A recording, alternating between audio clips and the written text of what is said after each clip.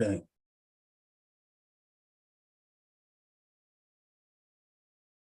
In the name of Allah, the Beneficent, the Most Merciful, I bear witness that there is but one God, whose proper name is Allah, who came to us in the person of Master Farad Muhammad, to whom all holy praises are forever due. I can never thank Allah enough for his intervention in the affairs of Black people, his intervention in the affairs of humanity. We are forever thankful and grateful for his coming. Dear beloved family, we thank him for searching among us in North America, finding one worthy to carry a very weighty word and a very weighty mission.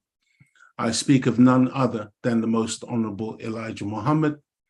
And of course, we would know nothing about the Most Honorable Elijah Muhammad, nor would we know about Master Farad Muhammad if it wasn't for the champion of the Black liberation struggle, the champion of our education today in giving us the knowledge of ourselves and the knowledge of God and the knowledge of our open enemy.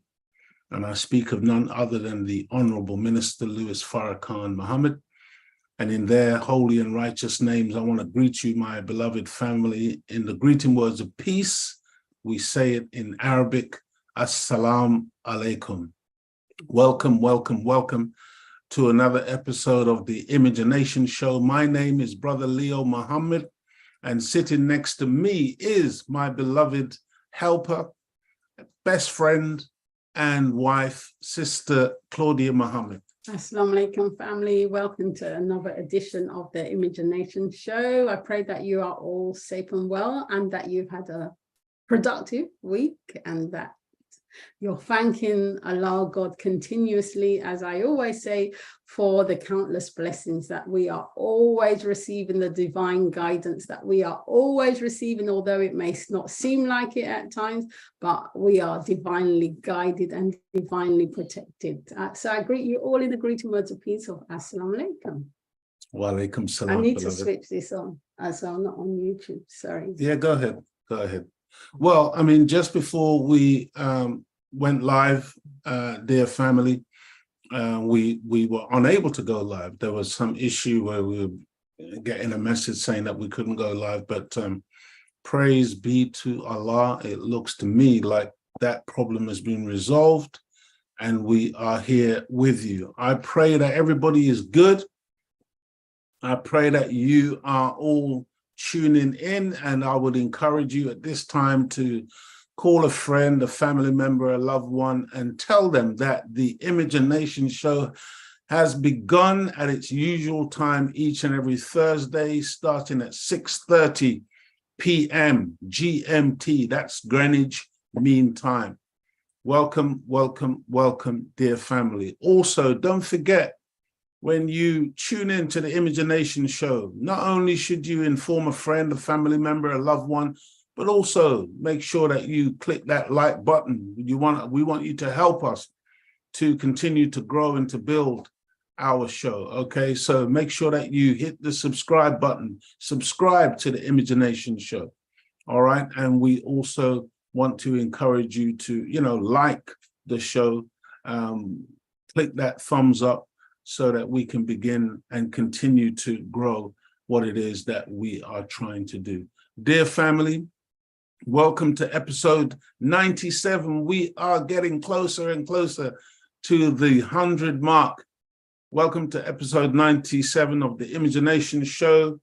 And this week, it is entitled A Q&A Session Part 2. Last week, we talked about basically we allowed you to ask your questions and we attempted to give answers to those questions, and we thought it was good that we should continue that process this week. So please begin to formulate your questions. We cannot guarantee you that we're going to be able to answer your question, but we will do our very best, inshallah. Dear brothers and sisters, before we get into the questions and answer session, I do have a couple of things in truth on my mind that I wanted to talk about.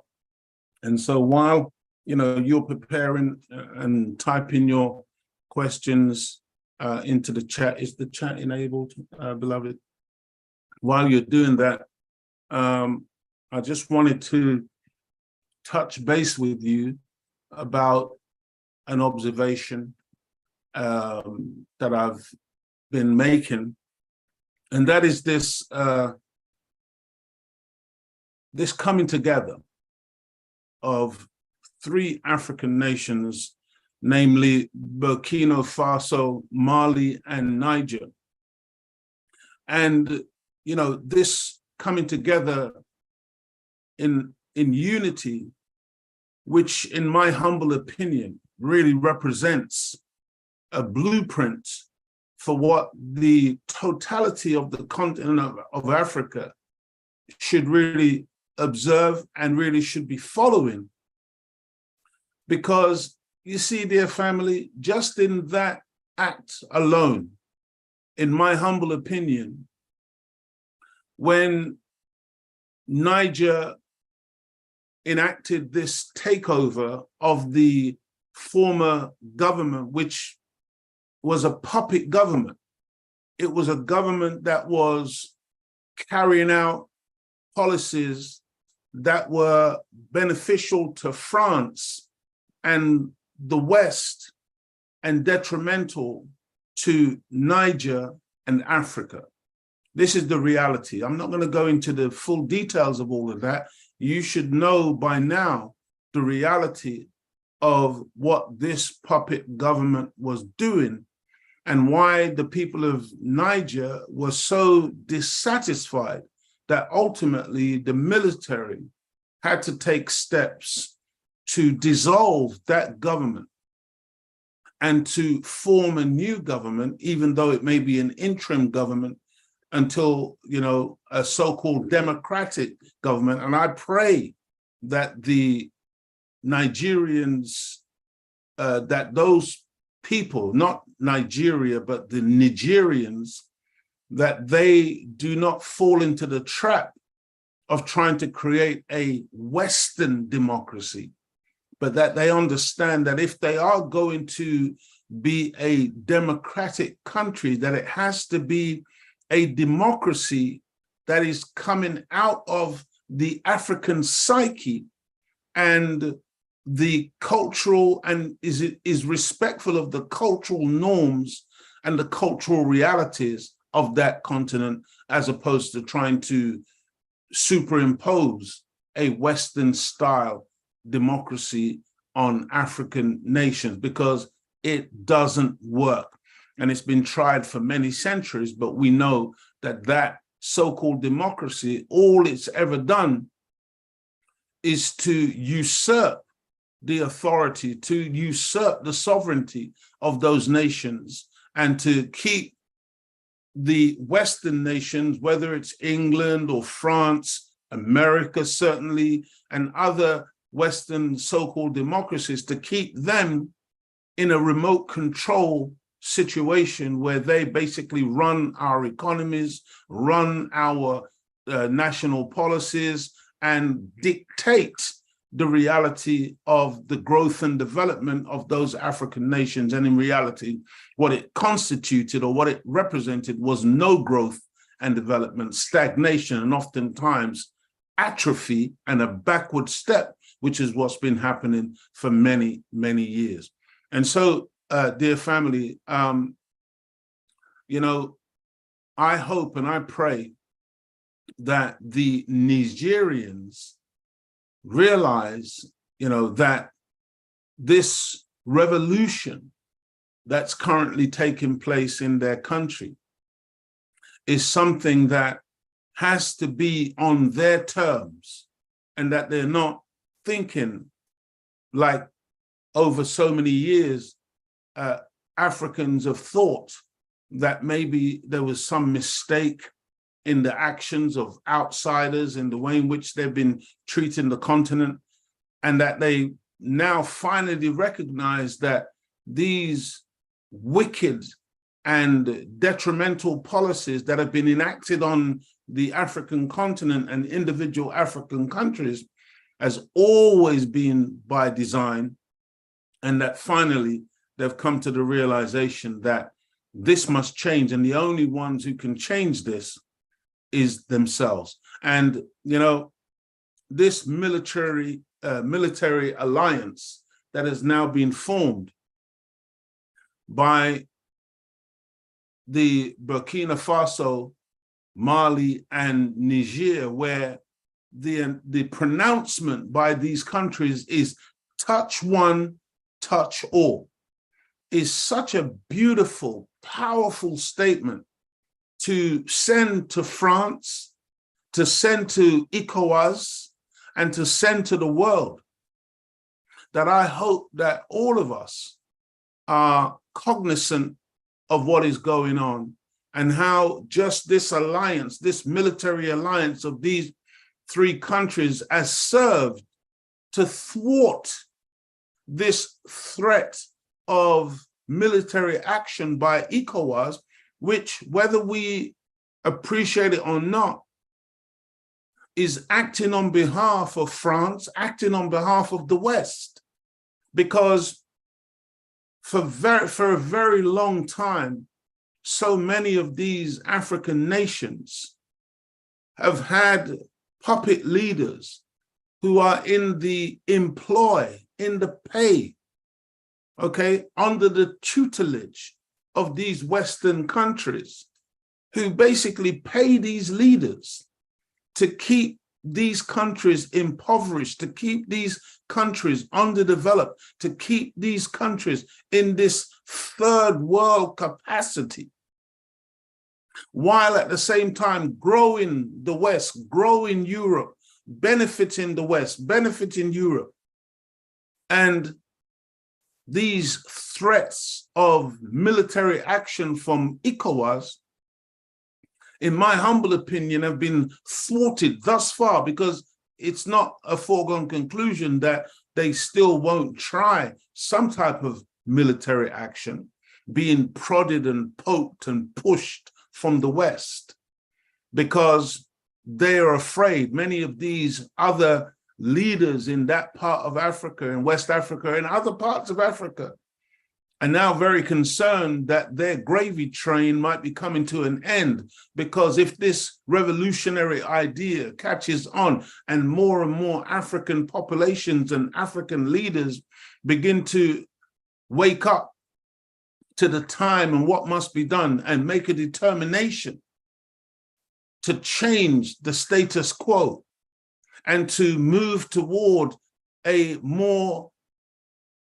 beautiful reality for their people, for the African continent, then they recognize that it's all over for them, acting as proxies or acting as puppets, serving the Western policy and the Western cause to the detriment of Africans and to the betterment of the West. And so, dear family, what I see going on is absolutely powerful, but it comes with dangers.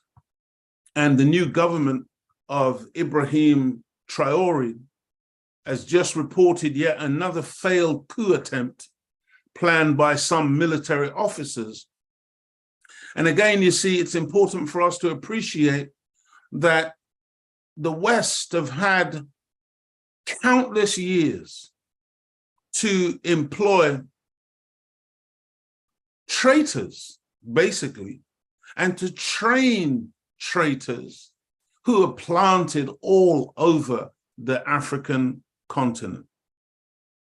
The French and other European colonizers have many agents, traitors, and collaborators on their payrolls. And these people are willing to betray such a revolution, a burgeoning revolution to the detriment of their own people and the benefit of our collective historical enemy. So this is the fight. You know, we can't get happy because we see a little change occur in one instance, but we got to understand that this is a process that we have to stay alert and awake continuously now, while this process is seeing through to its logical conclusion, which is the liberation of Africa as a whole. We can't get too excited by a little incremental change in one nation or two nations or three nations. We got to be in this for the long haul, and we have to maintain our vigilance. Dear family, these people are determined to kill this young leader, Ibrahim Traore. And what I see, what is really powerful and beautiful taking place in Burkina Faso is the fact that the population is now rallying around and behind their leader in such a way, and then the leader himself is continuously talking to the population. And so you've got a real dialogue now taking place in that nation between the leadership and the population. And so when any attempt is made to foment disturbance or instability or a coup in the nation, the population comes out onto the streets to guard and protect their leadership. Oh man, this is so powerful, because if Africa was to really start to behave like this, I'll say again, I think I may have mentioned it last week or the week before.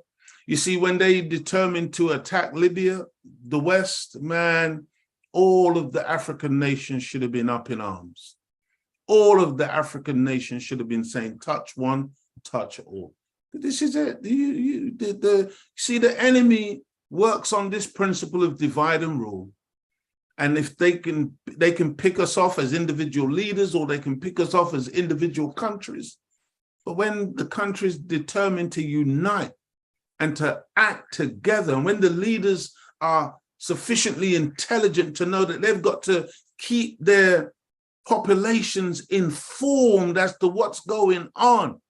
Because you know that there are some who, having discovered a coup attempt against the leader or an assassination plot against the leader, actually wouldn't say nothing to the population. But no, in this case, the new government under Ibrahim Traore is telling the population what's going on. And so the population is then able to mobilize to say, if anybody attempts to do anything to this leadership, they're going to have to deal with the population. That's beautiful, man. That's powerful. You see, because the government is only so big, the army is only so big, but when the civilian population also is mobilized and that they are sufficiently informed about what's going on, now you've got a populace that's intelligent and wise, and they are in lockstep with their government and with their military. Man, I'm telling you, that's a formidable country then that you're dealing with. And then, as I said, when you got three countries who are willing to come together in this way to defend and protect one another, then we got a chance. Okay, dear brothers and sisters, I hope you understand. I just really wanted to touch that, because we got some wicked people on the continent, just like we got some wicked people here. We got agents all over. There are agents all in the Nation of Islam. We got agents all up in the Black community. We got some wicked demons.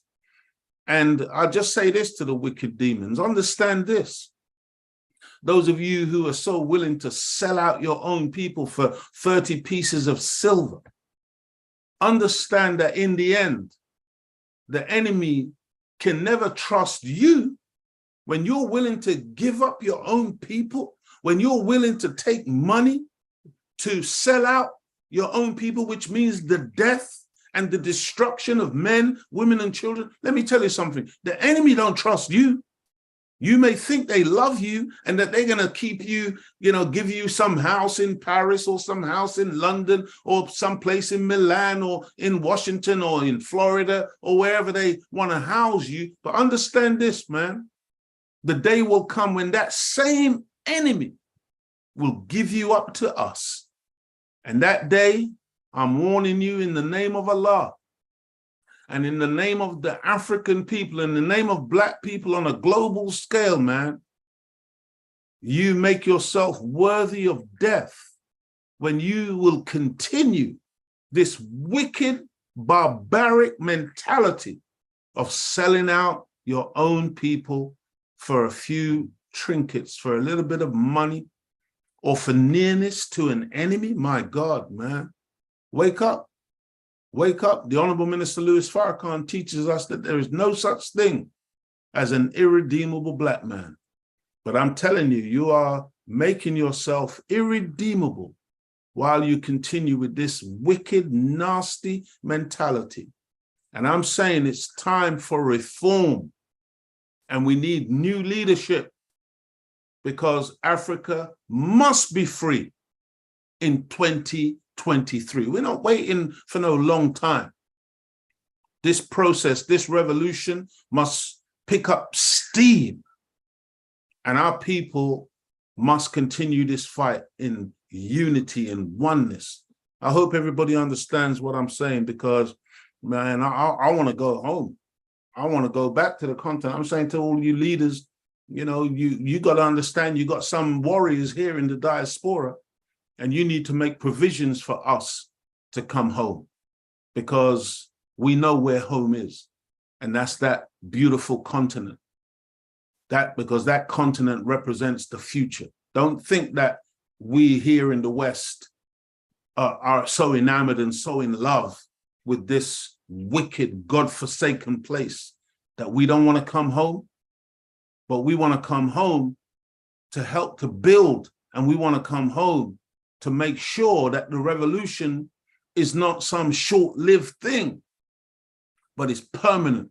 And so I'm saying, man, make room in your assemblies and start preparing a way for us and help us, because we ain't got that beautiful, fertile land that you've got down there here. We're living in some little apartments and living in some ghettos and living in some really godforsaken. I hate the fact that so many Africans and so many Caribbeans and others, they go to Africa, they go back to the Caribbean, you tell lies to our people in Africa, in the Caribbean, about how well we're living here.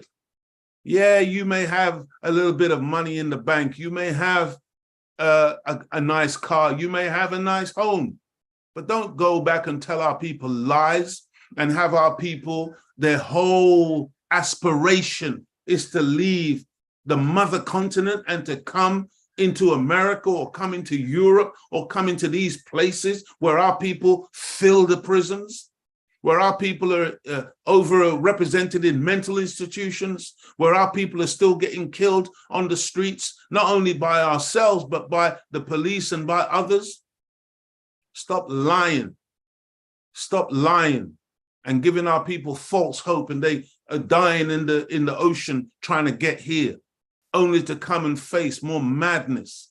Look, dear family, I hope you understand what I'm trying to share here. And I'm not dealing with a subject tonight. I want to answer your questions. And so, Sister Claudia, are there any questions to begin this process this evening? The first question is from AK Crypto. Along with Malcolm X, didn't Elijah Muhammad's son come to the true teachings of Islam? Wow.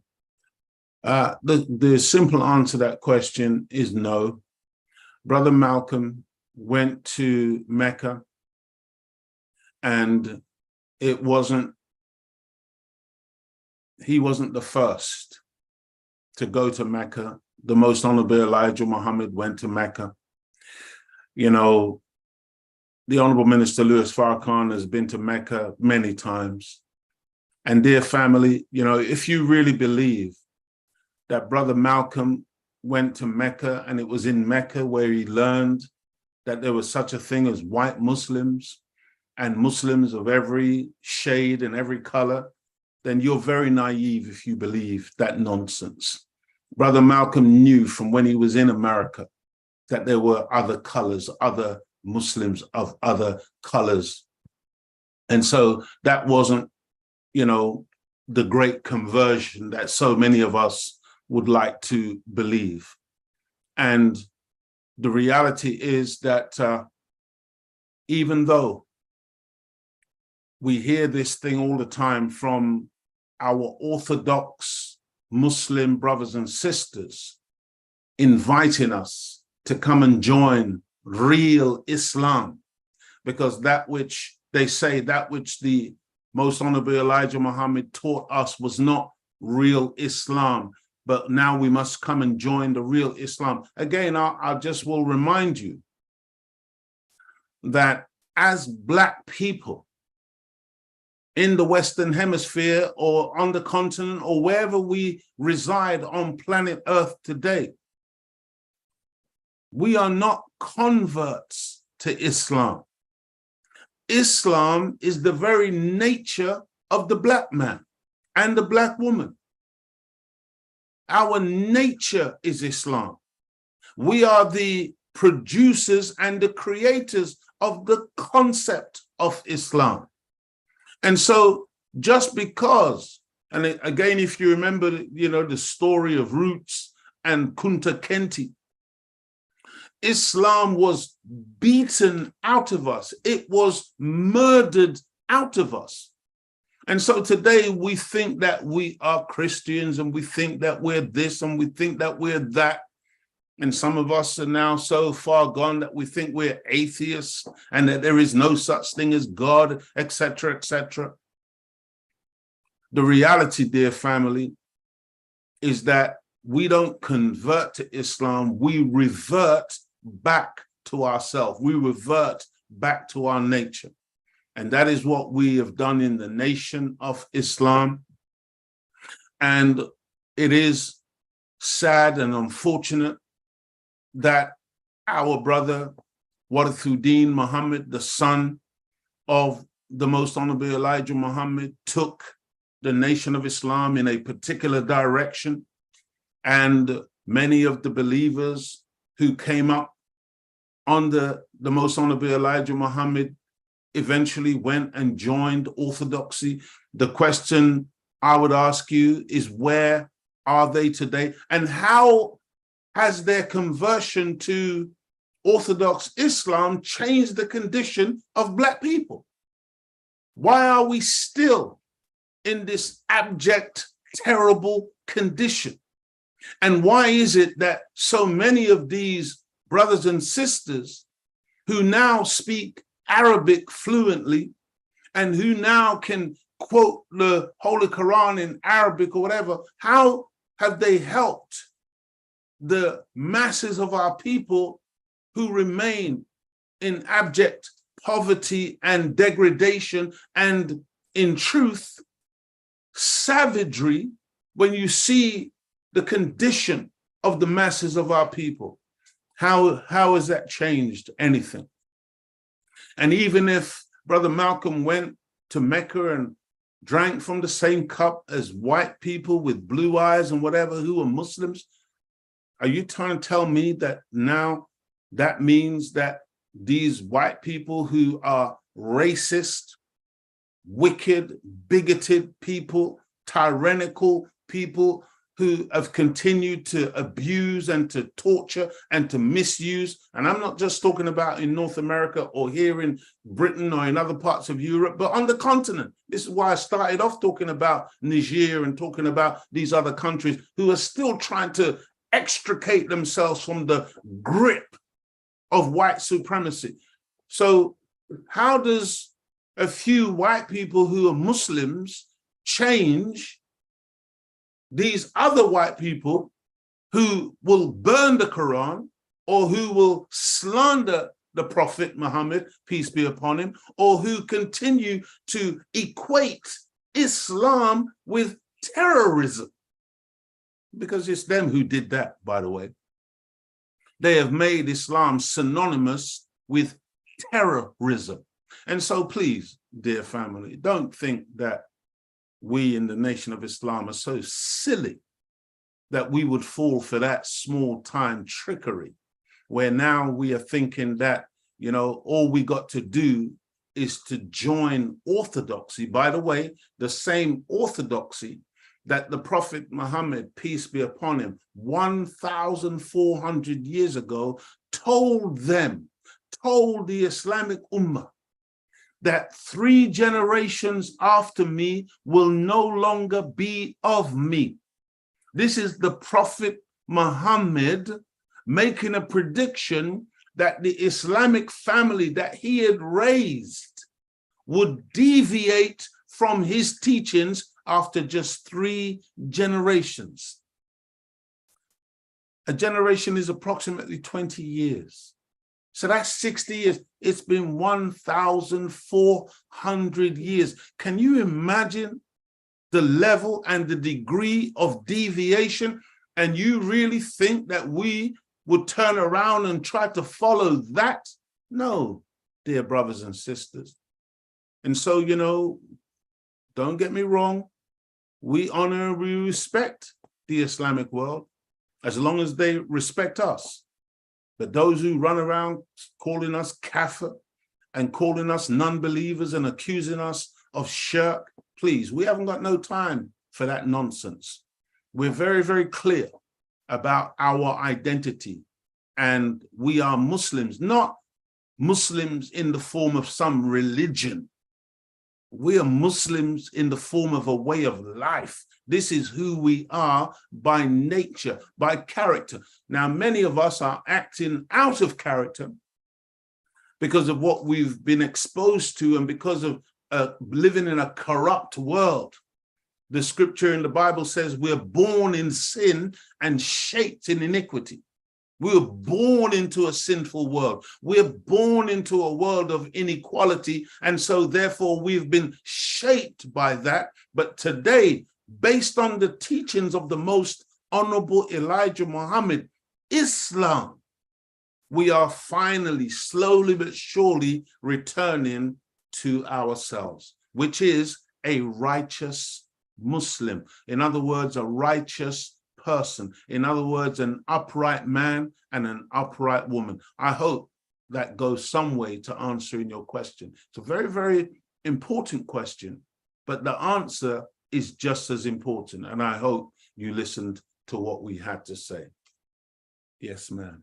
The next question is from Ren L. Rated. Is Master Fard Muhammad related to one of the 24 scientists? Yes, absolutely. In the circle of the scientists, in the circle of the elders, the 24 elders as depicted in the scriptures in the Bible, he is from one of those elders who is the father who gave birth to him as a son. Again, this is why in some scriptures he's referred to as the Son of Man. But certainly he is related to that circle of the 24 elders. And he comes out of that, but nonetheless, we are taught in the teachings of the most honorable Elijah Muhammad that he, being such a powerful God, the one who comes at the end of this world to establish a brand new world, that he sits outside of that circle because that circle cannot contain him. Master Fard Muhammad is a unique God who rules outside of that circle of the 24 elders. I hope you understand that answer. I have to answer the dog. Okay. Sorry. I'll give you another question. Mm-hmm. What's that saying? Brother, the lessons tells us that a devil is any grafted live germ from the original is a devil. Can you elaborate on this, please? Yeah, you know, there's a plant. Excuse me, everyone. Yes. Just need to answer the door. Oh.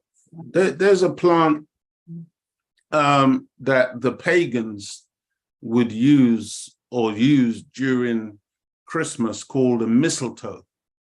And according to our understanding of that particular plant, the mistletoe has no root of its own. And you can find the mistletoe oftentimes growing within other trees. And because it's a grafted plant, it has no root of its own, it is a devil. It is something that is grafted onto something else. The reality of the Caucasian is that they do have a father, so to speak, in P.O.W.E.R, the scientist, whose idea it was to produce them from us. But really, you could also say that they are bastards, not swearing their family, in that they have no original father as such, because they are grafted from the original man. But they are devil in that the essence, the full essence of the original is no longer in them, because that was grafted out. And so P.O.W.E.R, while looking into the DNA, looking into the genes of the original man, discovered two germs, a black germ and a brown germ, the black germ being that righteous original essence, and the brown germ being that part of the original that is really the weak side of the original man. And it was that brown germ that he isolated and then grafted his new man, his unalike man, the Caucasian white man, from.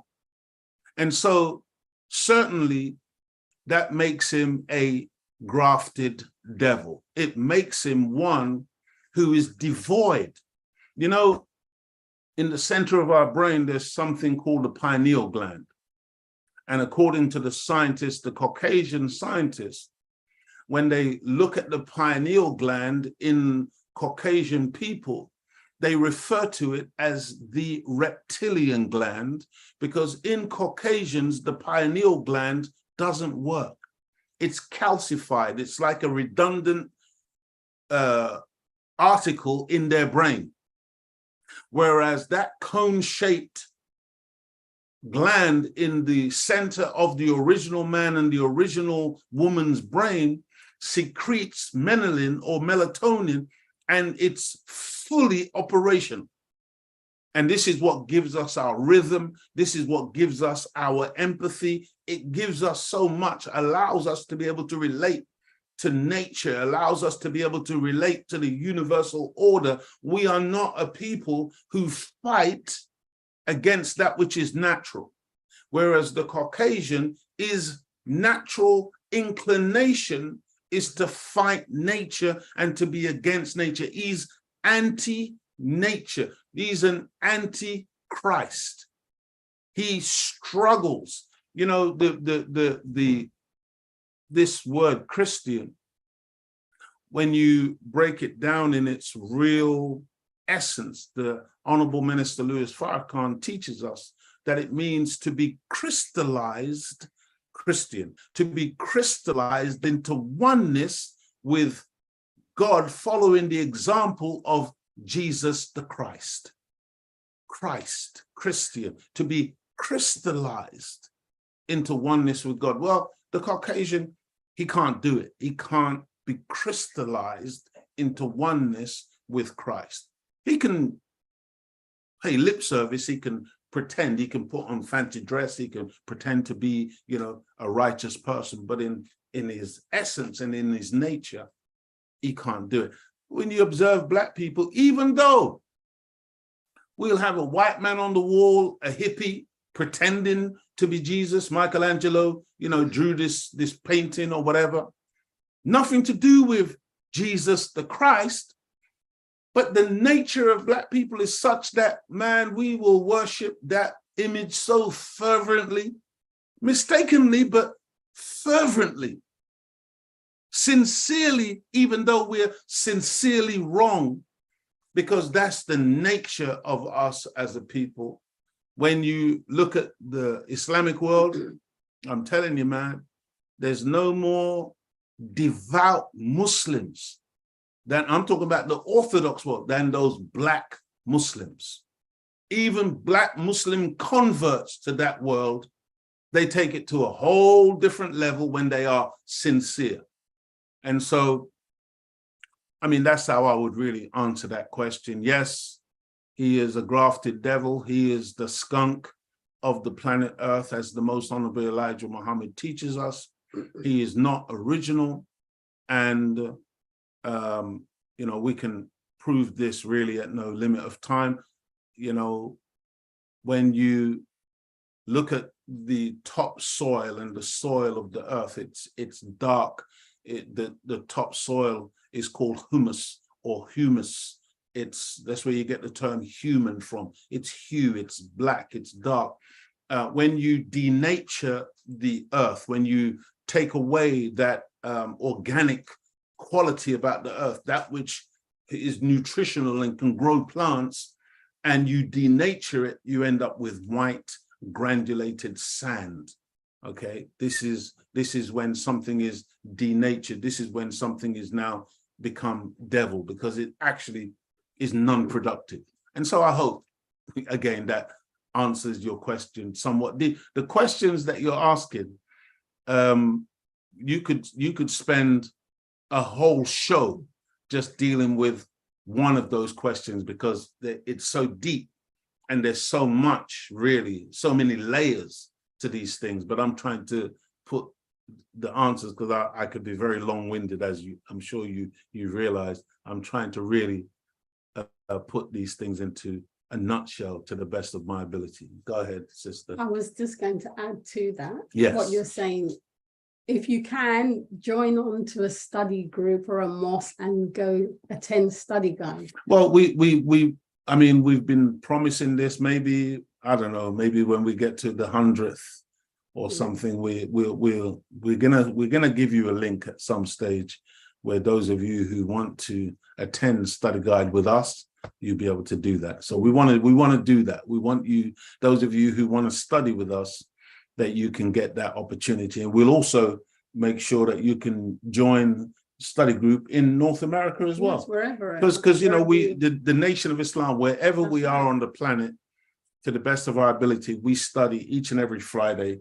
And you know, those study sessions have now been opened up by the Honorable Minister Louis Farrakhan to the masses of our people, to the public. And so if you're interested in that, let us know, so that we can get a link for you, so that you can become a part of those study circles where, you know, we go deeper into these types of questions and answers and issues, and you can interact and find out more. So this is from the book Closing the Gap, which we're also studying at Study Guide 20. And this is Minister Louis Farrakhan answering a question from Brother Jabril Muhammad. I'll just start like this. Yeah, go ahead.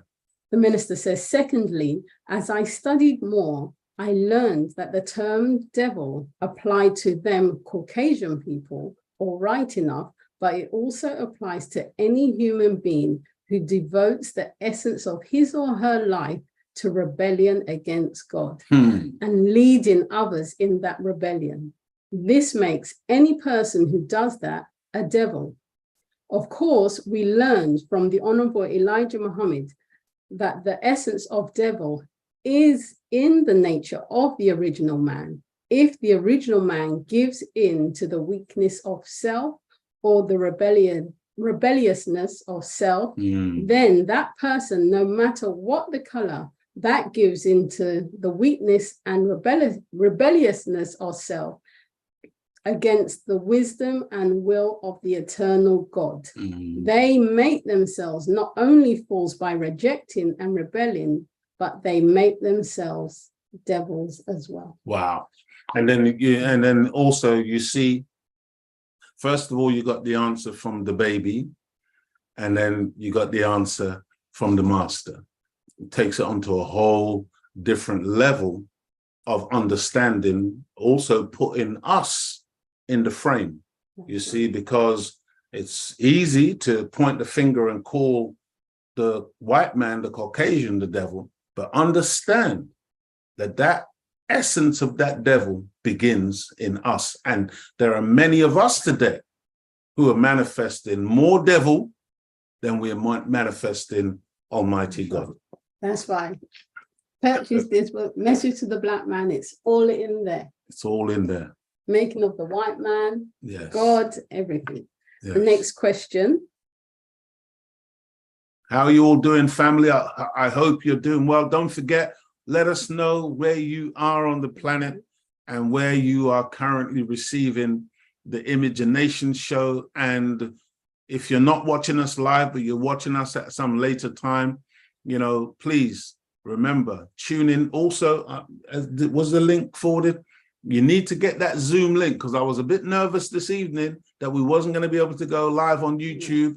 And in the event that they block us from going on YouTube, you need to have the Zoom link so that you can just get that on your phone, on your device, on your computer, and you don't miss an episode of the Imagination show each time we go live on a Thursday evening. Go ahead, sister. Somebody said nothing ever seems to happen to Western leaders. Their people are in heaven in Africa. Yeah, well, it's an interesting statement. Nothing ever seems to happen to Western leaders. Their people are in heaven. They're in heaven all over the place. White man's heaven. Yes. Is a black man's hell. So what Sister Claudia is reminding us of is the very powerful song written by the Honorable Minister Louis Farrakhan, White Man's Heaven is a Black Man's Hell. Okay, and you can reverse that. Black man's heaven is a white man's hell. See, they're in heaven and we're in hell, because first and foremost, heaven and hell are not two places. Okay, heaven and hell are two conditions of the mind. It's how we think. And so in reality, they're in heaven because they have made a determination that we must be in hell. Hence why we've been robbed and spoiled all over the world, and they have literally stolen our lands, stolen our resources, stolen everything of value, and really have taught us religion that has us looking in the sky while they take the land from beneath our feet. And so they live in luxury because they understand that all of the wealth, all of the beauty, all of the magnificence that we need is right here beneath our feet.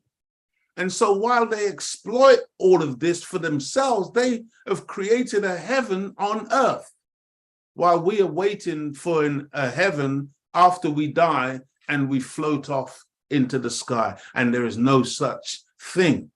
And so all that needs to happen, dear family, is that we need to start to appreciate having a heaven on the earth. Listen to the popular prayer of the Christians. Our Father, who art in heaven, who art in that elevated place of thinking, hallowed be thy name. Thy kingdom come.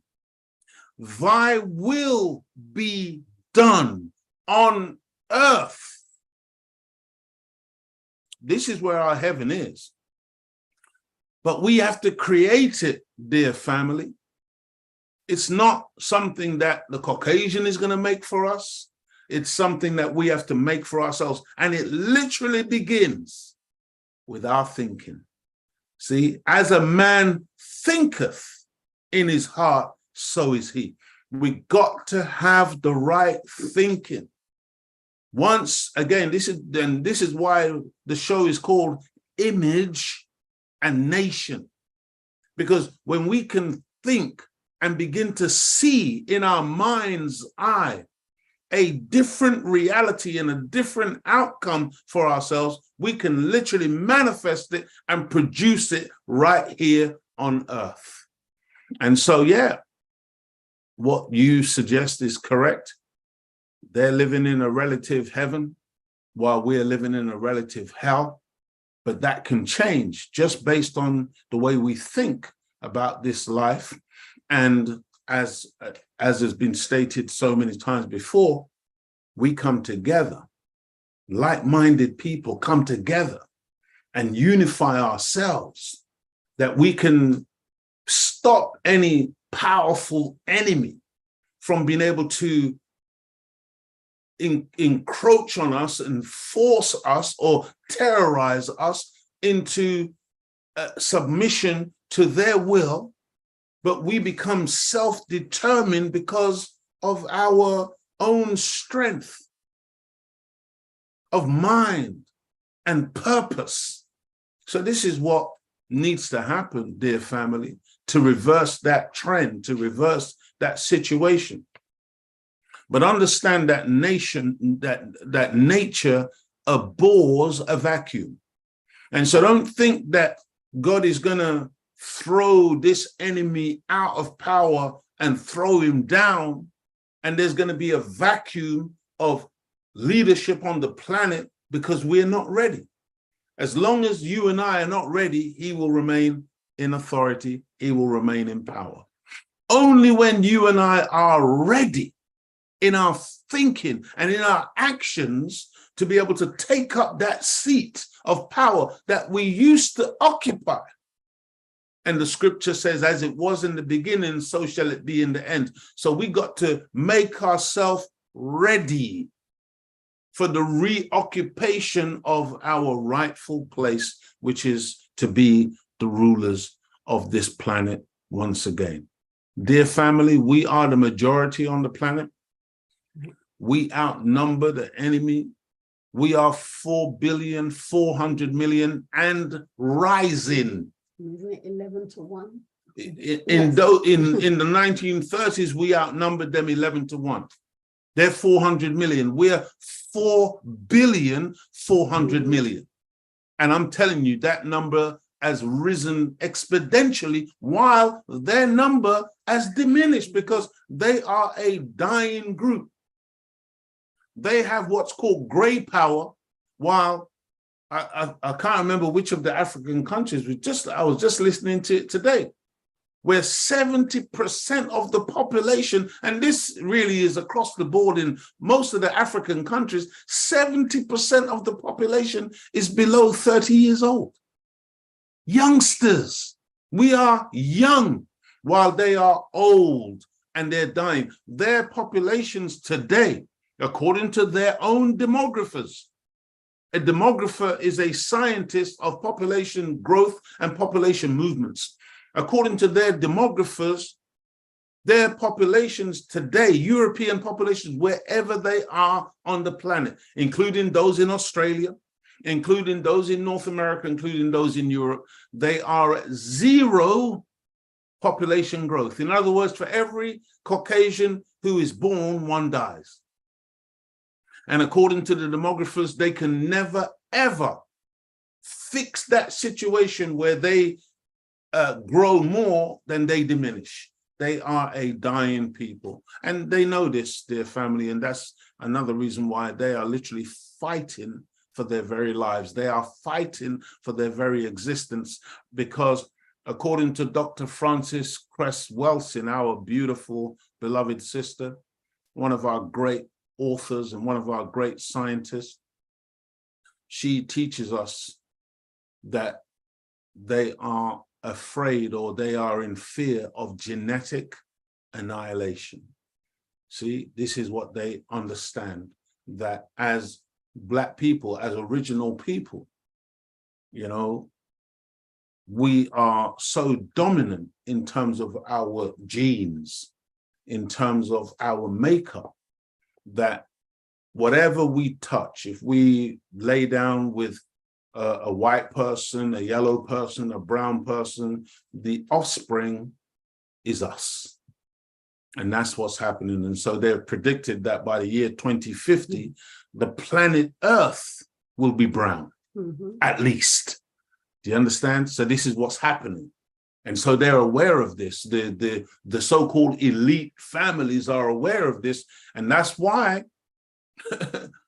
everybody's got to be vaccinated.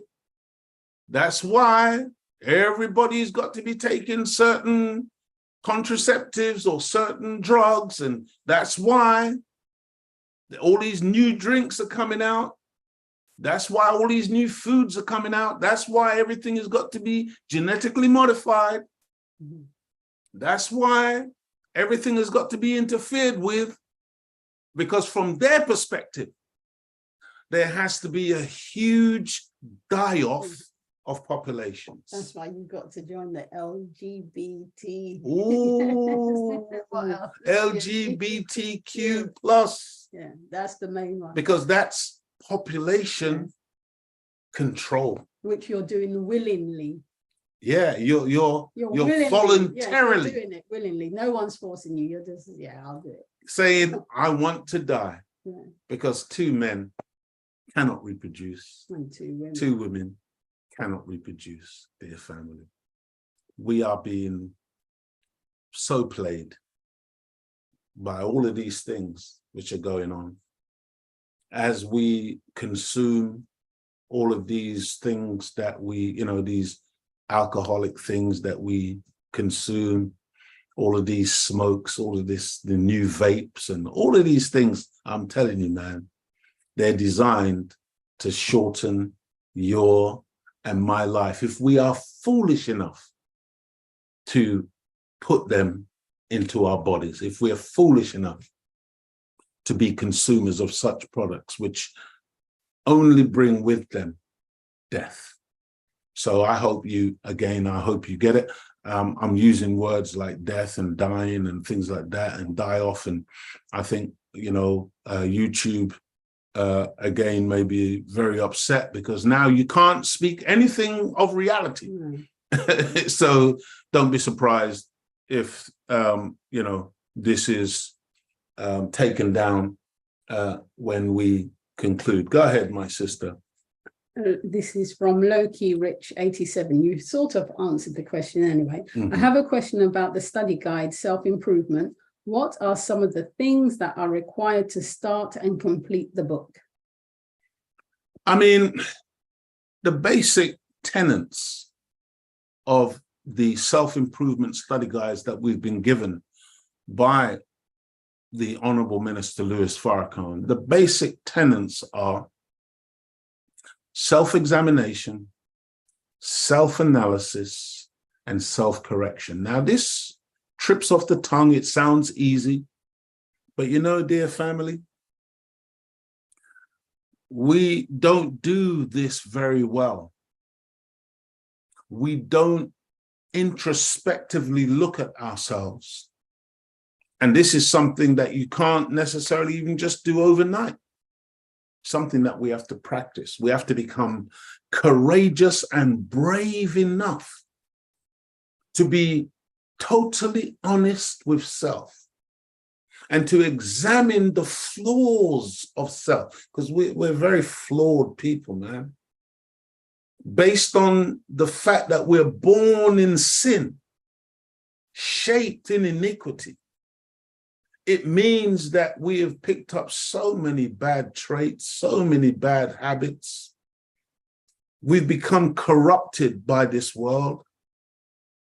And so in a process of self-examination, we've got to look at ourselves, warts and all.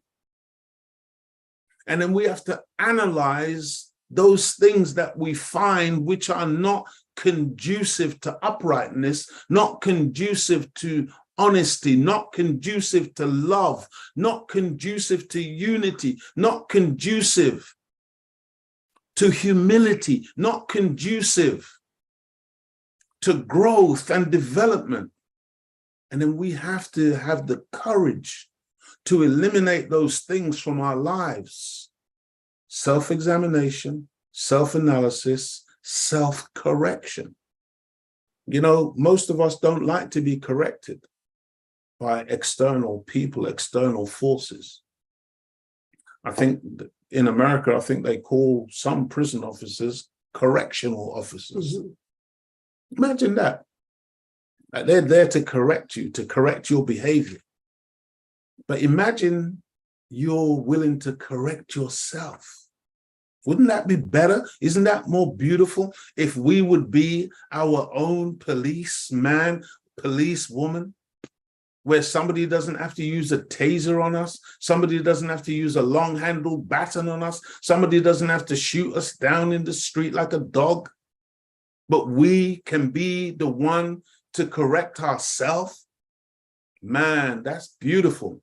And so those are the tenets, to some degree, of the study. And it's beautiful.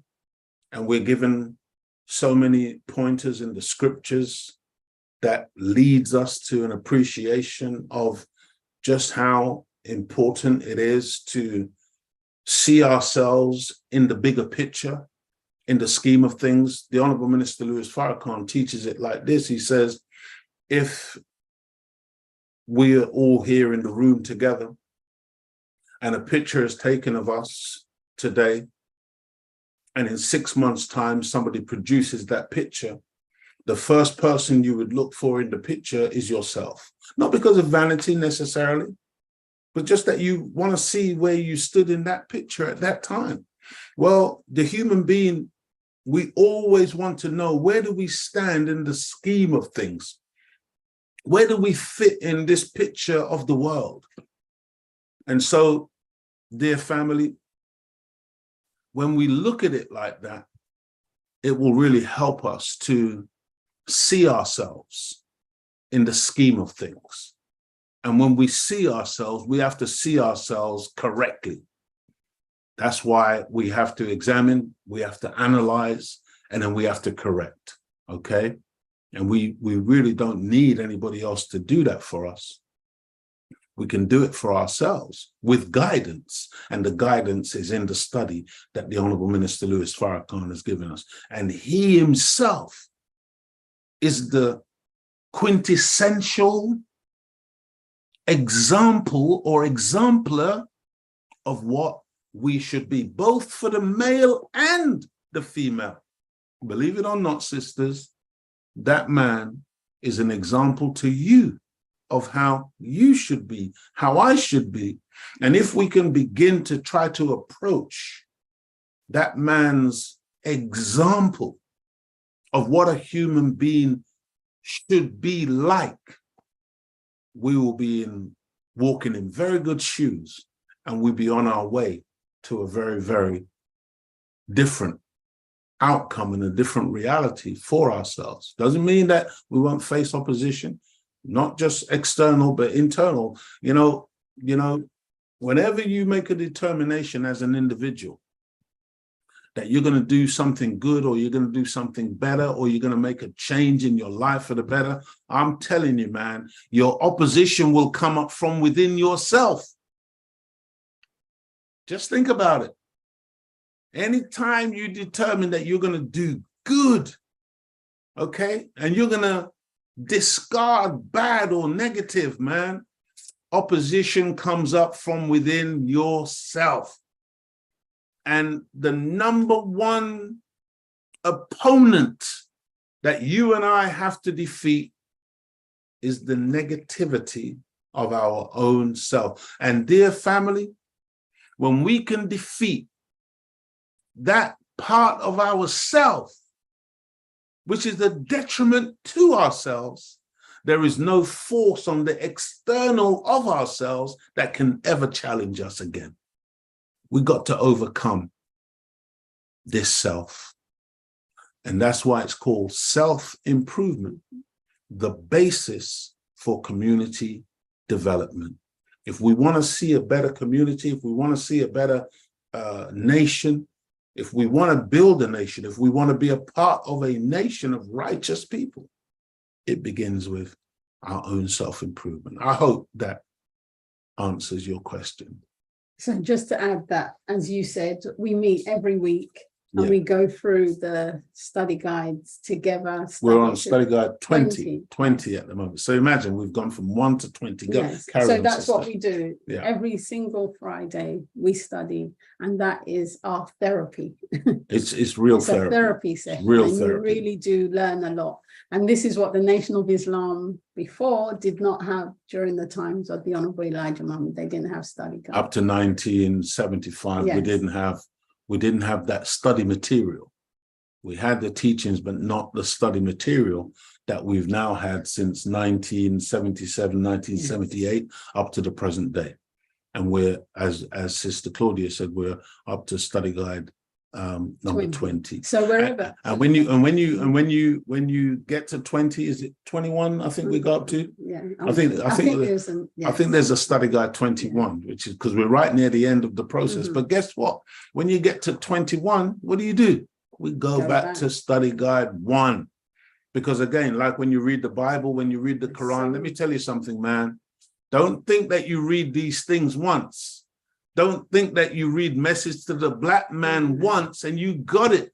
No, we got to become students of life, lifelong students. You've got to be studying all the time. And when you do that, when we understand that we're never the teacher, Brother Leo Muhammad is never the teacher. I'm so far away from being the teacher. I'm first and foremost a student, okay? And I'm just trying to share with you some of what I'm learning, not what I've learned, but what I continue to learn as a student, dear family. And if we can employ some humility in this process, it will help us to go a long way,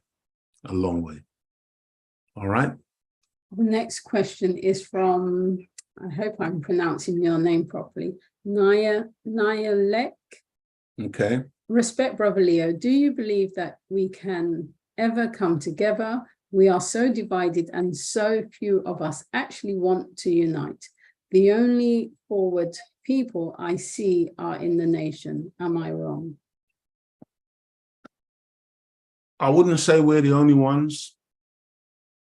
There are some beautiful Black people all around the world. Many people who are trying to exercise their nature, which is righteousness. As far as us coming together in a unified way is concerned, most definitely. Most definitely. I have no doubt. As far as some of us not wanting unity, yeah, definitely. And I think a lot of us who are like that, our resistance is based on ignorance. So there's a scripture that says, forgive them, Lord, for they know not what they do. Many of us are resistant to that which is good for us because we're ignorant. We've been made foolish. And so, you know, you have to some degree, have some sympathy for somebody who is ignorant and arrogant at the same time. Ignorance and arrogance are bedfellows. They sleep together. They go together. They two of the most terrible traits you could ever have. But oftentimes the most ignorant people are the most arrogant people because they don't understand. And so, dear family, some of us, the Honorable Minister Louis Farrakhan teaches us that those of us who refuse to study, we literally are enemies of our people's right. We're traitors. Those of us who won't study, those of us who will wallow in ignorance, those of us who love to be ignorant. I'm a Jamaican. You hear Jamaicans say something like, don't make me get ignorant upon you. This is crazy. Don't make me get dark upon you. See, we don't want to be dark, dear family. I'm not talking about complexion here, color. I'm not talking about, you know, this anger that some of us like to express. You just got to stop it. One of the principles in the study guides that we study is called rising above emotion into the thinking of God. Emotion is all down here in the gut and below. We got to rise above that into the thinking of God. We got to rise up into that higher realm of reasoning. And what that would allow us to do is to walk away from ignorance, walk away from an ignorant expression and into an intelligent expression. Unfortunately, for many of our people, especially some of our young people now, intelligence is equated with white people, and ignorance is some kind of badge of honor that we're supposed to wear as Black people. And if you meet an intelligent Black person, they're trying to be white. I mean, man, imagine how the level of miseducation whereby now we think that to be intelligent is to be some kind of sellout. Wow. So, dear family, you know, what it means is that we have to humble ourselves and be willing to go back to school. I'm not talking about a classroom, those classrooms that many of us came up in. I never really was in the classroom at all. I've hardly had any formal education my entire life. And reflecting back, I'm grateful, I'm thankful, because, you know, when you have a room full of furniture, if you ever want to change that furniture for new furniture, you have to throw out all of the old furniture in order to make room for the new furniture.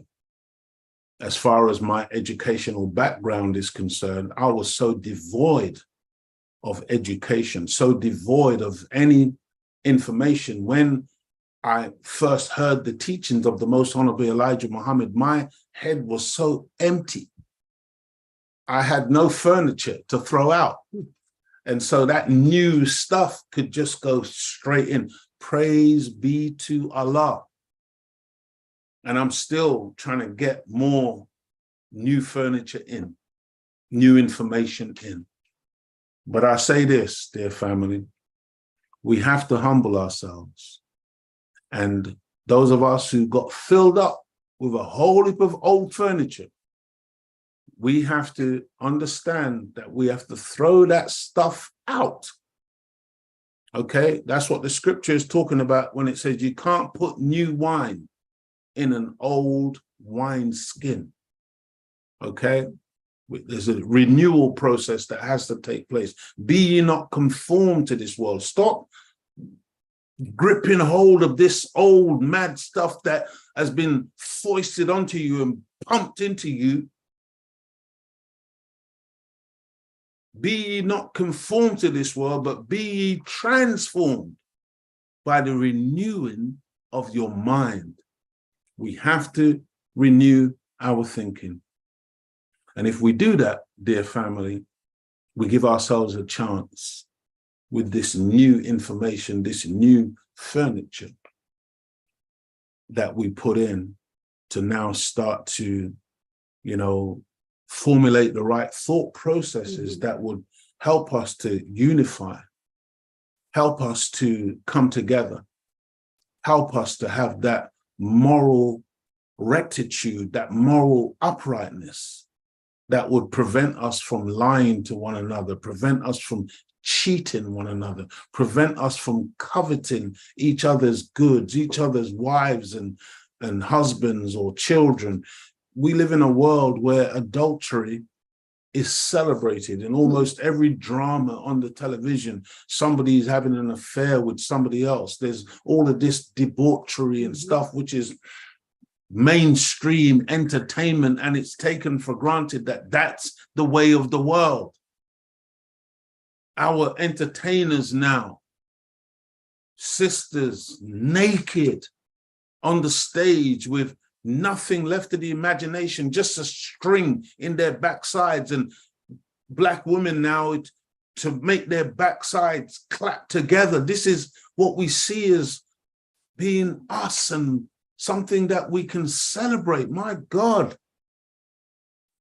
Brothers, comedians and performers who every other word is a mother effer or this or that. And it's standard, it's normal, and we don't even bat an eyelid. And I heard the minister, the Honorable Minister Louis Farrakhan, talking about going to these comedy shows, and you know, these comedians, the more low down and filthy and dirty they get, the more the people scream and swing from the chandeliers in the theater because they just love it, man.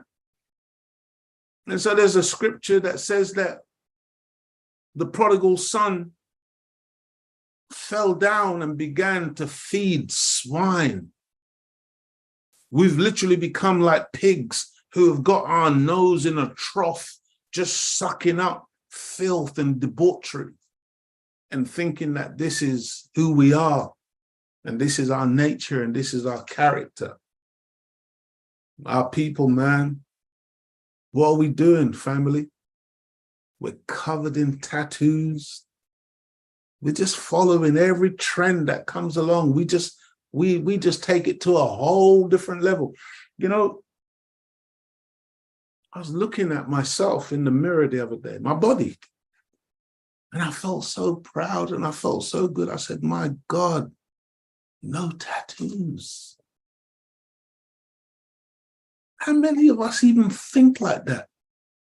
We think that we have to have all this stuff, that we've got to put this, add this stuff to ourselves, and somehow that's making us more, that's making us better, not appreciating that God didn't make a mistake when he gave you this complexion, when he gave you this body, and you don't have to add metal pieces through your nose or through your eyelashes or through your tongue or in your navel or through your genitalia, or had all of this, have one arm completely covered in ink.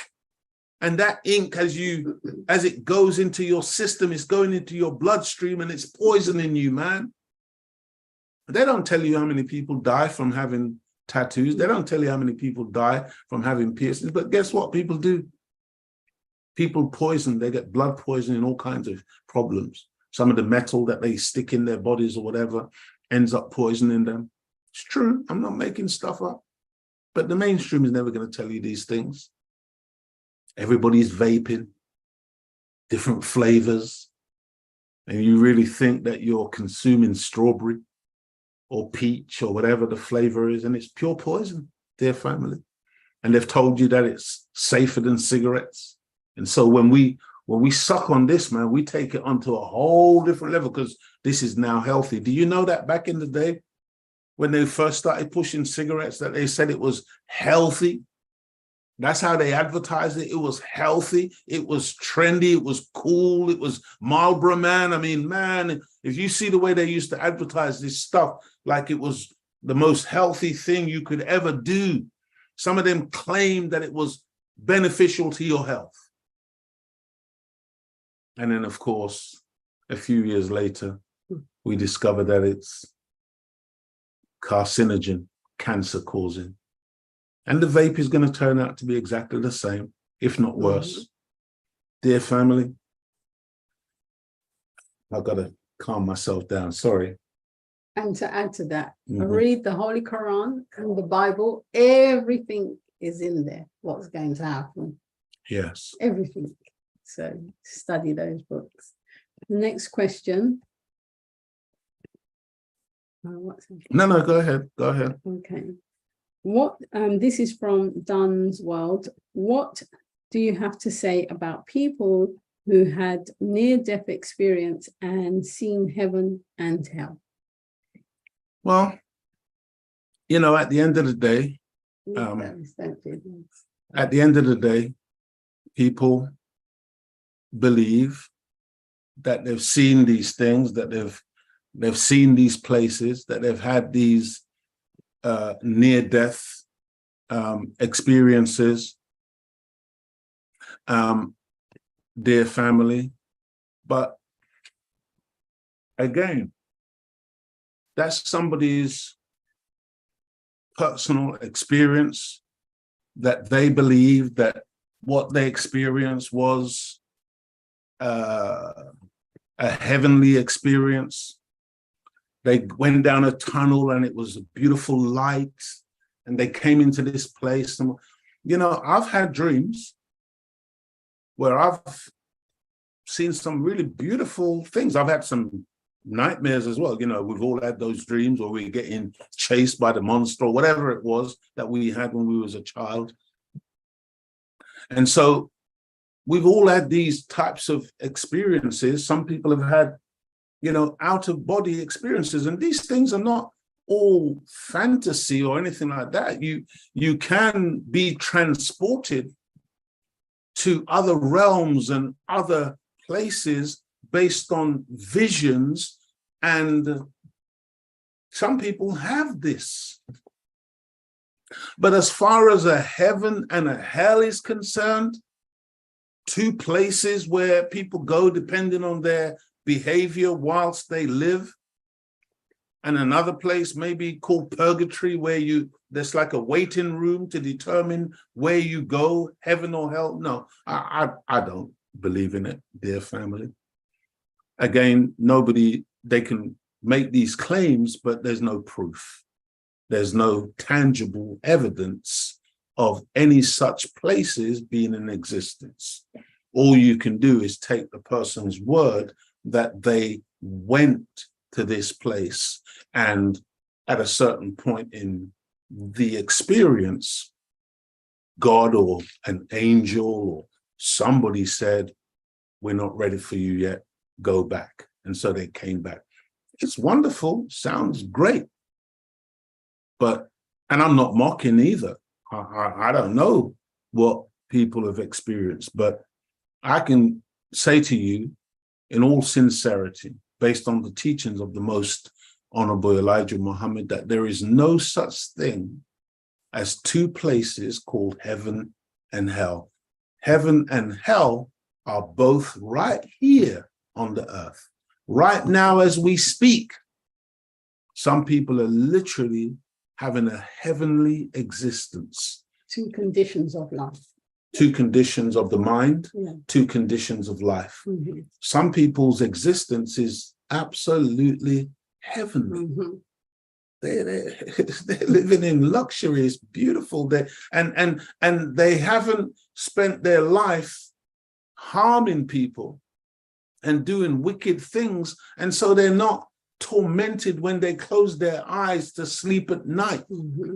They're good people. They pay charity, they help and whatever, but they've been blessed to live a heavenly type of existence. It's beautiful. And then for the vast majority of people who are living on less than $1 a day or $2 a day, whatever, I can assure you it is a hellish existence. To live in a world where you can't get clean water to drink, to live in a way where you are still living in a tin shack in 2023, that's hell.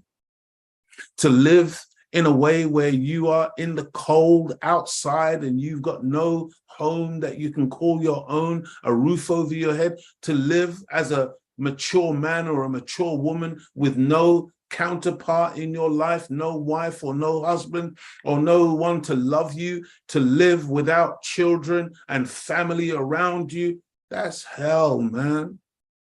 That's a hell of a life.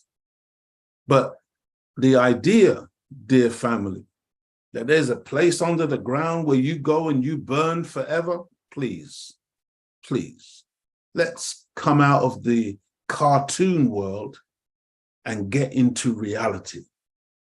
To believe that there's a place where you go and you just float around all day and you drink milk and honey. No, brothers and sisters, that's not a reality. That's part of the trick. Exactly. So don't try and make any life for yourself while you're living, because you got this promise of this heavenly realm after you die. Man, what a trick. What a way to have people just waste their life thinking that there's something better than life itself. My goodness. Let me tell you, you know, I was at a meeting last night where our regional minister here in the United Kingdom, Brother P.O.W.E.R, was teaching. It was a men's only meeting where the call was to men. It was a call to duty. And it was a call to brothers to really come together and to form that loving, beautiful brotherhood that the scripture talks about, where it says, you know, when they have passed from that dead condition, you know, when they've passed from death into life, because they love the brotherhood. And so what I will say, dear family, is that we've got to come out of this fairy tale world and really jump into reality. Reality is harsh. Reality comes with some pain. Reality comes with work. Reality comes with commitment. Reality comes with, you know, an obligation. Reality comes with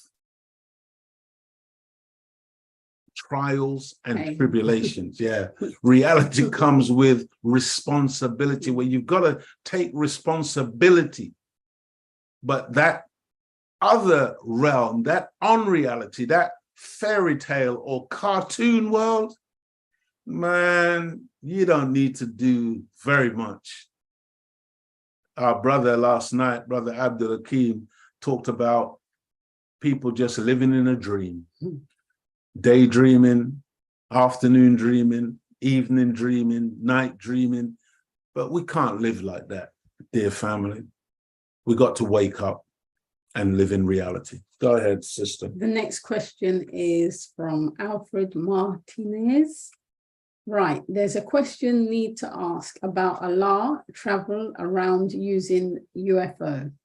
God travel in different ways. Does he own 1,500 UFO vehicle, and does the government now think those UFO vehicles they call alien? Yeah, well, I think I get the gist of the question, but make no mistake about it, dear family. The US government and the British government, they know very well what these so-called UFOs are. And they know what that big mothership represents, and the 1,500 baby wheels that are in that mothership, that which this world calls flying saucers or UFOs, unidentified flying object, or UAPs, unidentified aerial phenomena. Dear brothers and sisters, God is a man. God is a human being. And he is the supreme being. And the difference between him and us is that he has power, knowledge, wisdom, understanding, and power over the forces of nature. That's what he possesses that you and I do not possess. Knowledge, supreme knowledge, wisdom, and understanding, and power to execute his will over the forces of nature. There's a man like that, and that is the God. And that man travels the universe in a vehicle. And the enemy, do you know that that enemy has been trying to shoot down that vehicle and the little wheels that come out of that vehicle. And what they're attempting to do is an impossible task. Even before they have the thought to do it, those on the wheel, these are scientists, Islamic scientists, because they're Muslims, by the way. A Muslim is one who submits his or her will entirely to do the will of God. That's what a Muslim is. Forget about Pakistanis, forget about Arabs, forget about the way we've been taught what a Muslim is. Stop it. A Muslim is any human being who submits his or her will entirely to do the will of God. Not my will, but thy will be done. This is what Jesus was trying to tell you something about himself. He's a Muslim. And dear family, these beings, human beings who are in these vehicles, they are angelic beings. They're men and women, but man, they are so obedient to God. That's why they're called angels. They carry out his will. And his will, dear family, is to destroy a world based in sin and inequity and to bring in a world of righteousness. And you and I are his chosen people.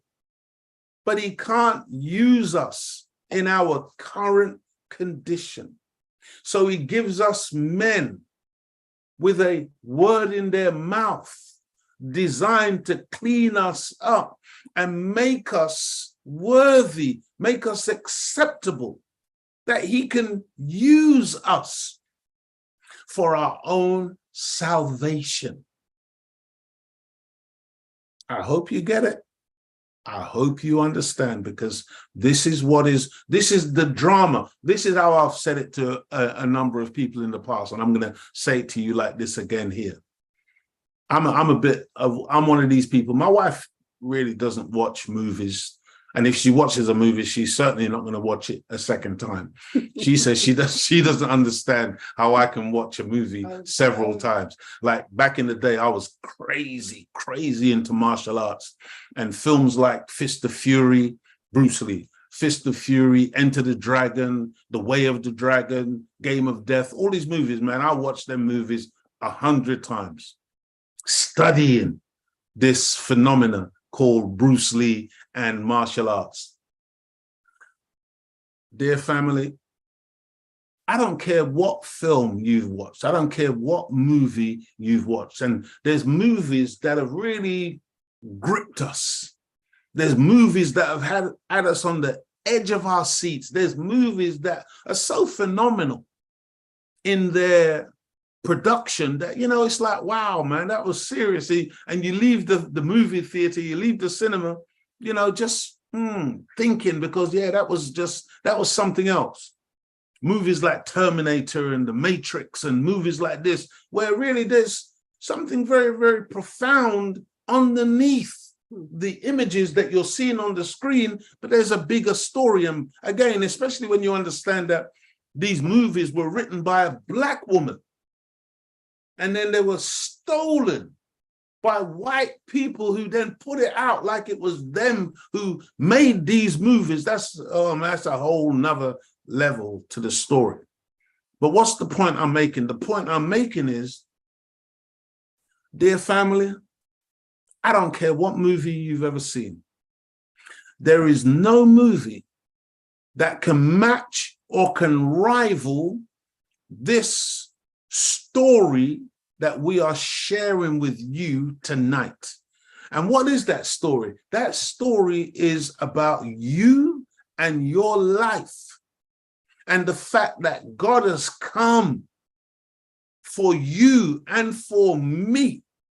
There is no movie that can ever equate or equal to this that we are trying to get across to you and to the rest of humanity. It is so powerful. It's so profound. It's so deep. It's so dramatic. There is nothing to match it.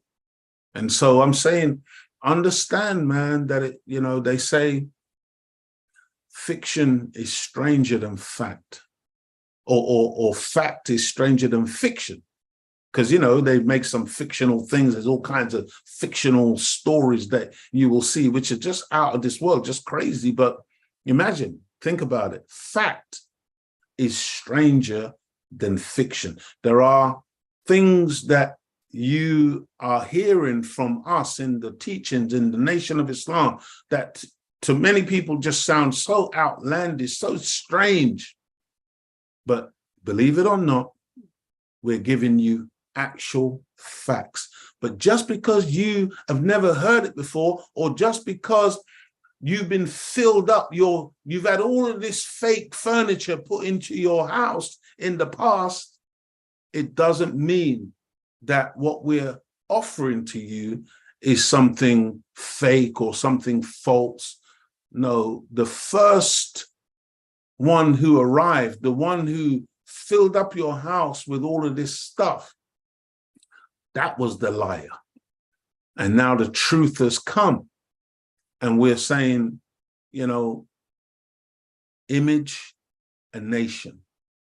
Just try to think outside of the box in which you and I have been confined. And what we're trying to do, man, we're kicking our way, we're smashing our way out of that box in order to be able to embrace this idea. Because you see, you don't have no doubt that the white man built a big rocket and he put on top of that rocket at the head of it a little capsule, and he strapped himself into that and he sat there and it blasted off and it took him into space, and he walked in space and he's built a space station and he's gone to the moon and he's got a shuttle and it goes out and it comes back. You got no problem with the white man telling you he can do this. You've flown in an airplane, right? You've been on that 747, that jumbo jet, that huge thing weighing hundreds of thousands of pounds with luggage all underneath and everything. And it just goes up and it floats on the air. Stop your doubt about the supreme being having a vehicle measuring half a mile by half a mile with 1,500 baby wheels, or what they call flying saucers, in its belly. And that this is a vehicle designed for the destruction of the wicked and for the salvation of the righteous. You who are righteous in your nature, dear family, this is the drama that you're involved in, whether you fully appreciate it or not. I hope that answers that particular question. Go ahead, Sister Claudia. This is from Kay. I have a question. As a younger man on the real McCoy, this material world was in your hands, especially when you look at many of the actors' success since. What made you revert to the NOI? You know, as I began my acting career, almost simultaneously at the same time, I was learning or hearing the teachings of the Most Honorable Elijah Muhammad. Think about Muhammad Ali. Think about him about to fight Sonny Liston. And for just a couple of years or a few years before that, he had heard the teachings of the Most Honorable Elijah Muhammad. But he was studying it and basically keeping quiet about it whilst he's training and preparing to become the heavyweight champion of the world in his early 20s. Well, this was the same thing that kind of happened to me to some degree. I wasn't a boxer, I was an actor. And I qualified and I was ready and I got my equity card. In those days, you had to have an equity card. You had to belong to this actors union to be able to get work. And I began doing stand-up comedy and evolved it very quickly into something that we called edutainment. I didn't coin the phrase. I took the phrase from KRS-One, that conscious rapper from the States, and I applied it to my stand-up edutainment, whereby I would teach and make the people laugh all at the same time. And it became a phenomenon in this country where people began to know this brother on the stage for edutainment. And as a result, I became noticed by some headhunters from the BBC who had gone and headhunted some other actors and whatever. They brought us in for conversation about a new idea, sketch program that they wanted to do, whatever. Ultimately, I suggested to them, because I was coming into the teachings, I'm learning the teachings, I'm learning about Black people, I'm learning about myself, and I'm excited, man, about both things, acting and the teachings of the Most Honorable Elijah Muhammad. And I remember at that time I was studying a Black inventor by the name of Elijah McCoy. And Elijah McCoy, his inventions were so good that whenever anybody wanted something that he had invented, and he specialized in creating oils for lubricants, and he invented the ironing board, and he invented something called a drip cup. And this drip cup was essential for engines, because before that invention, all mechanical engines had to be switched off to be oiled. But that invention allowed engines to work continuously whilst they were, you didn't have to switch them off to oil the engine. The drip cup enabled the internal combustion engine to be continuously oiled whilst it was running. And so initially, when I asked the BBC what idea they had for the name for the program, they said, the producer, a man by the name of Charlie Hanson, the producer, Charlie Hanson, said, Flick. He thought the program should be called Flick. And I said, what do you mean Flick? And he said, you know, Black people do that. And it was embarrassing. But anyway, because I was studying Elijah McCoy, I made the suggestion, what about the real McCoy? What about that as a name? And they kind of, the BBC executive, they kind of hummed and hawed. They went away. About 3 weeks later, they came back and said, oh, we want to go with the real McCoy. So that's how it got its name. Now, to cut a long story short, dear family, if I'm completely honest, as much as I wanted to act and I wanted to do this stand-up thing that I was doing, because what it was as a child, my parents told me a story. They said that as a child, I was troublesome and I would get into trouble. And before, you know, as a Jamaican child, we would be chastised, okay? There was no such thing as, you know, doing wrong and not getting a good beating. And even sometimes you didn't have to do too much wrong to get a beating in the era in which I grew up.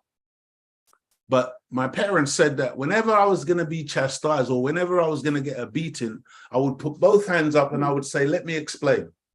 And so what that told me, because I don't have any memory of that, that's what my parents told me. What that told me was that I always had something to say. And as I grew up, in all of my ignorance and my foolishness, and I got into so much trouble when I came into this country, came here in 1967. And I'm going to tell you my story one of these days. We're going to spend a bit of time talk about Brother Leo. Who is he? But I always wanted to express myself, and I felt like acting would be a vehicle to do that.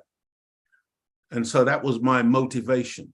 I never, ever dreamt of being some big star and all this kind of stuff. That just wasn't my thinking. It was more about expressing myself. I had things within me that I wanted to say. And a lot of it was to do with this realization that personally and as a people, I just saw a lot of issues and problems. You know, I remember when I first saw Roots, man, that thing made me so angry.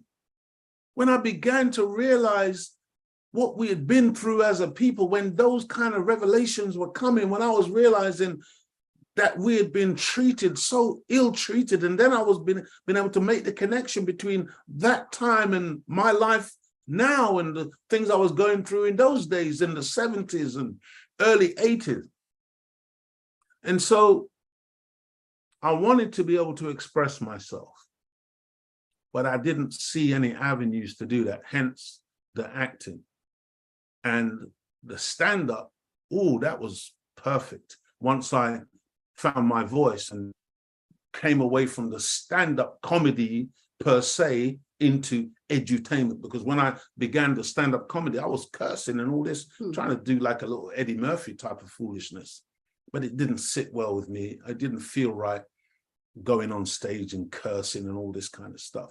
And my father came to a show, one of my shows that I very quickly after beginning this career, I found myself running my own venue in a pub venue on Brixton Hill in South London, which I called the Live and Direct, LAD Connection, Live and Direct. And I had to come up with new material each week to host this show and bring on acts and whatever and keep the whole thing going. And that's how I kind of cut my teeth and learned how to write material and come up with new material on a weekly basis. That was a wonderful apprenticeship and learning curve for myself. But my dad came to one of those shows and I was on the stage cursing and my dad walked out. And that was the last time I swore on stage. And I did 25, nearly 30 years up and down this country on stage live, making audiences swing from the chandeliers, never ever uttering a swear word, never doing comedy that was below the belt. My comedy, you could bring your grandmother and you could bring your children, but it was still hard hitting because I was telling home truths and I was dealing with our issues as a people. Why? Because I'd been exposed to the teachings of the most honorable Elijah Muhammad. Often when you saw me on the stage, I'm wearing my bow tie, I'm wearing my suit. I married the two things. And in truth, it got to a point where, you know, the acting side of things, that wasn't the thing that was drawing me, man. It was this message, it was this word. And so for me, to make a choice, because in the end, I had to make a choice, whether that was where I wanted to go or whether this was the most important. And there was no competition. There was no competition. Yeah, I know that there was a whole heap of money over there. Believe me, I was offered a lot of things. But man, this, because this was my soul. This spoke to me. See, for me, you know, there's a scripture that talks about a blind man who Jesus restored his sight. And then some people were trying to call Jesus some horrible names. And they were saying, you know, this guy is committing blasphemy and he's this and that, whatever. And they were trying to get the blind man to bear witness that Jesus was some kind of wicked trickster or something. And all the blind man could say to them was, once I was blind, but now I see. And that was his testimony, man. Like, you can say whatever you want about the man, but I met him, I was blind, and now I see. And Brother Leo Muhammad, that's my testimony. I say the same thing. You know, what I have been given, there is no money, there is no material that could ever rival or be the equivalency of this word. This word. And yeah, I've suffered and I've, you know, had to endure a lot of pain over these years, trying to be a follower, trying to be a practitioner of these teachings. But I have no regrets, dear family. It is the greatest, best decision I've ever made in my entire life. The Honorable Minister Louis Farrakhan said on one occasion, he said the most intelligent thing he ever did was to recognize the most honorable Elijah Muhammad. And I say like him, the most intelligent thing I ever did in my life was to recognize the Honorable Minister Louis Farrakhan. Because that man, he saved my life. I was on a particular road at a certain time in my life when I made this decision to embrace the teachings. And even though I had this acting career, when it came time for the acting career to fall by the wayside and for me to focus exclusively on the teachings, it wasn't even a choice, dear family. This was always going to be, this is what I was born to do. I came out of my mother's womb to say and to repeat and to regurgitate the teachings of the Most Honorable Elijah Muhammad as taught and exemplified by the Honorable Minister Louis Farrakhan. Inshallah, God willing, when I pass from this earth, it will be with this word on my lips. That's what this means to me, dear family. And so, you know, I hope that answers your question. I look at some of my fellow actors and the people that I was working with, and yeah, many of them have gone on to great things and they got all the money and they got the fame or whatever. That's never what I was attracted to. That's not what, you know, rocked my boat, so to speak. I don't resent them. I love them. You know, many of them we're still friends. We talk from time to time, and I respect their choice. And, you know, I made my choice. So thank you for that question. That will have to be the last question because of time. Okay. But all right, if you don't mind, I've got these questions. If you don't mind answering them next week, because there's some really beautiful questions that people have asked. If they don't mind. No. We'll do a part 3. That will be the last questions and answer session. We'll do a part 3, inshallah. And also, I wanted to say we wanted to make a note of the brothers and sisters who have been making donations of finances whilst the show's been going on. We want to thank you personally. Clara, want to thank Clara. No, I'm saying there were some people from last week. Norman, want to thank those of you who are making those monetary contributions. Thank you from the bottom of our hearts. We really appreciate it. We really don't take that for granted. And you know, you're helping to prove the value of this word. We can never ever charge for this word, but when you put some finances our way to help us, man, you know, you're really doing us a magnificent honor by doing that, because that helps us, because we don't get no grants, we don't get no help from anybody, especially because we've chosen to go down a particular road, the road of righteousness, the road of goodness, the road of God.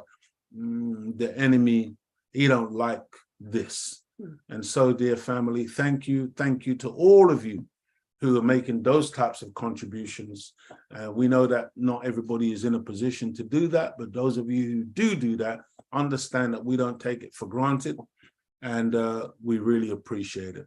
And the biggest thank you is for their time, the brothers and sisters. Your precious time. For us, for your continued support. We really appreciate it. Yeah, and also thank you for your kind comments as well. Those of you who, you know, send your messages into the chat.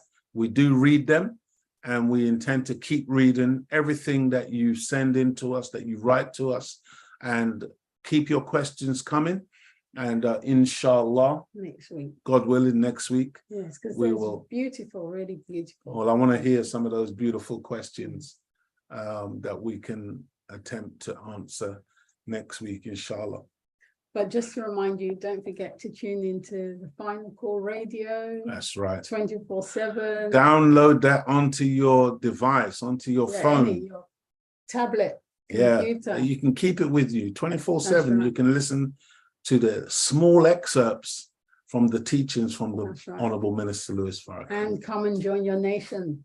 Yeah, and also tune into NOI.org. That's right. Go online, NOI.org, and you can get so much information about the nation, because you got to study for yourself. You do. You know what I mean? You know, we will do our best to give you pointers and show you a direction or whatever, but in the end, it's critically important that you yourself prove these things for yourself based on your studies, okay? Self-improvement. That's right. That's right. So, dear family, thank you. I pray that something that was said this evening has benefited you. And we look forward very much to seeing you all again, inshallah, interacting with you next week, same time, same place. May Allah bless you as I greet you, as I found you in the greeting words of peace. Assalamu alaikum. Wa alaikum salam. And family, don't forget, always keep thinking of God. Thank God for the smallest things. For the smallest things and the large things as well. Assalamu alaikum.